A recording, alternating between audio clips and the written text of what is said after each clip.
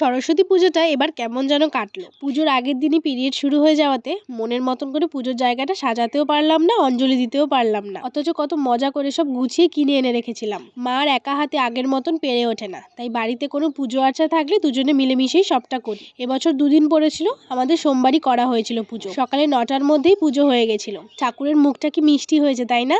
পুজো হওয়ার পর তারপর প্রসাদ দিল, খই, ফল, মিষ্টি।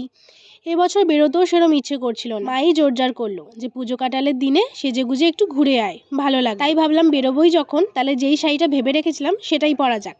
এই অফ হোয়াইট শাড়িটা পরবো ভেবেছিলাম। এটাতে গোল্ডেন বর্ডার আছে। এটা গোল্ডেন কালারের ব্লাউজ দিয়ে পরলেও ভালো লাগবে, বাট আমি ভাবলাম একটু পপ অফ কালার অ্যাড করা যাক, তাই ভায়োলেট কালারের ব্লাউজটা দিয়ে পেয়ার করছি। আর মেকআপ আমি হালকার উপরই রেখেছি। আর অ্যাক্সেসরিজে ম্যাচিং চুড়ি, কানে ছোট কুন্দানের দুল আর কপালে টিপ। এরপর ভিডিওর জন্য একটু কেত টেত মেরে বেরিয়ে পড়লাম। তো প্রথমেই গেছিলাম আমি আমার স্কুলে, যেখানে আমি পড়াই। খুব সুন্দর ডেকোরেশন করেছিল সব বাচ্চারা, দেখো ক্রিয়েটিভিটি এক একজনের। দেন সেখান থেকে আমি আমার কলেজে গেছিলাম, প্রচণ্ড ভিড় আর এখানে বিশাল জোরে গান ফানও বাজছিল।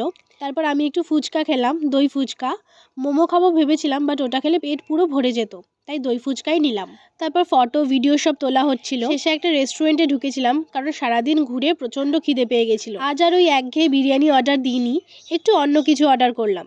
চাইনিজ খাবো ভেবেছিলাম, তো তাই নিয়েছিলাম chicken fried rice, chicken manchurian আর মিক্সড হাক্কা নুডলস, যেটা খেতে ফাটাফাটি হয়েছিল। নুডলসটা এতটা সুন্দর হয়েছিল খেতে যে ফ্রাইড রাইসের আর দরকারই ছিল না।